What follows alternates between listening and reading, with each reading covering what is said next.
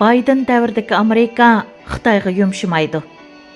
Abdori Daniel Beer.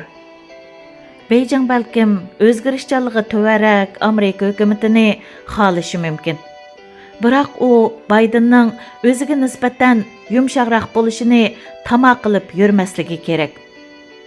Bayden boshchiligidagi Oqsaroy Xitoy siyosati jihatda prezident Donald Trumpning, ya'ni Sharq Turkistondagi jazo lagerlariga ko'z yumib olishi qo'shilib, Xitoy raisi Shi Jinpingning nomini maqtab tilga ilishi, bir bo'lsa Xitoy bilan tamojna beji urushiga tushishi qatorliq hilidan hiliga o'zgarib turadigan yo'l tutgan Trump hukumatiga qaraganda texmi muqim va bir-biriga moslashadigan yo'l tutishi mumkin.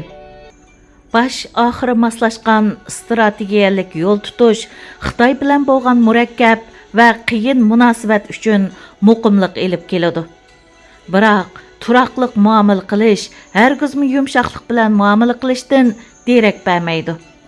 Chunki Amerikadagi ikkili partiya Xitoyni strategiyalik raqib deyishda birlikka kelib bo'lgani aniq. Shunisi aniqki, balkim Beijing oldin faraz qilg'ili bo'ladigan suhbatchiga ro'bro keladiganligi uchun xushal bo'lishi mumkin. Biroq Beijing Amerikaning yangi hukumatining o'ziga yumshoq bo'lishini orzulasi bo'lmaydi.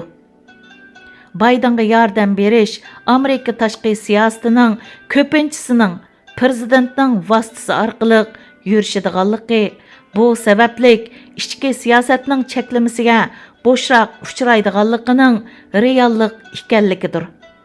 Biroq Navada Cumhuriyetçilerden Mitch McConnell'ning Amerika Avam Palatasini kontrol qilishi davomlashsa, u holda Kengash palatasidagi Cumhuriyetçiler dastlabida yo'liqadigan sinoqlardan biri yangi prezidentni adablayman deb Amerikaga ziyon yetkazish bo'lishi mumkin.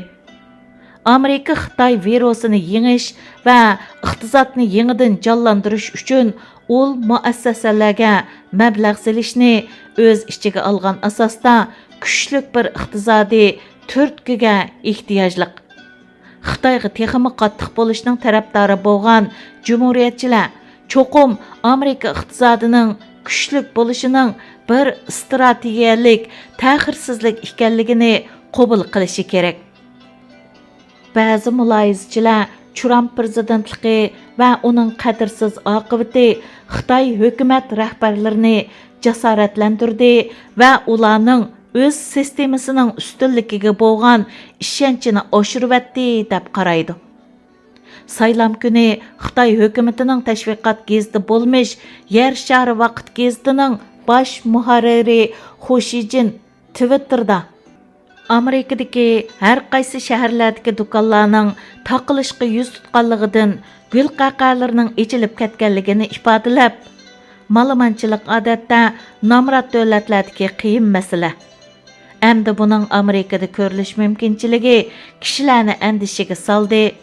Amerika xaroblashyotdi deb yozdi. Xitoy fuqarolarining mustabid Xitoy rejimining rahbarlarining qanday saylanganligini ko'rmasligi uchun Xitoy Kommunistik partiyasi o'z darizlarini ichidan taqib olganligini eskartish lozim edi, albatta. Trumpning g'ayri ish izlarining xalqarada Amerika demokratiyasining yuziga dog' tushirganligini inkor qila olmaymiz ham rad qila olmaymiz. Ammo bu jihatda ko'p turmichilik qilmasligimiz lozim. Oqibatda gigant, ko'p irqliq, ko'p dilliq, sanoatlashgan demokratiya davlati Amerika oqibati payti kelmagicha bilinmaydigan bir saylam ilib bordi. Bu saylovchilarning qatnashish xotirasini shakllantirdi. Shundaqla Xitoy virusi mezgilida ko'p dishvorchiliklarni keltirib chiqarmasdan ilib berildi. Bu saylam navbatdagi prezident va yangi prezident uchun mag'lubiyat ilib keldi. Baydenning Amerikani bo'lingan hukumat orqali yetaklab mengish mumkinchiligi cho'ng. Uning hökuməti dövlətning 21-ci əsrdəki rəqabətə taqabül tura olishini kapolatga ega qiladigan əsləhələr bilan jabduydigan kelishimlarni o'ttirg'a chiqarish uchun, ya'ni Xitoyga bo'lgan strategiyalik raqobatmi shuning ichida.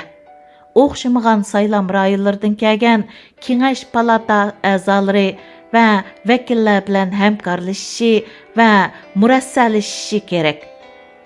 Bu qalaymaqanchilikqa va raqobatga to'lgan holda yuz beradi. Bu jihatdagi ilgirlash tuz siziqliq holatda bo'lmaydi.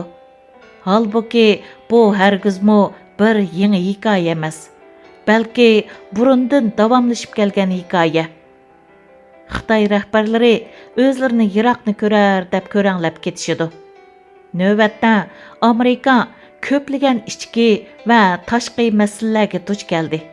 Biroq uzoq muddatdan qaraganda demokratiya ojizlikning emas, kuchning manbasidir. İngilizcedən Ötkür Almas tərcüm qıyğan. Mənbə Uyğurlar Tor jurnalının 15-ci sanıdan elindi.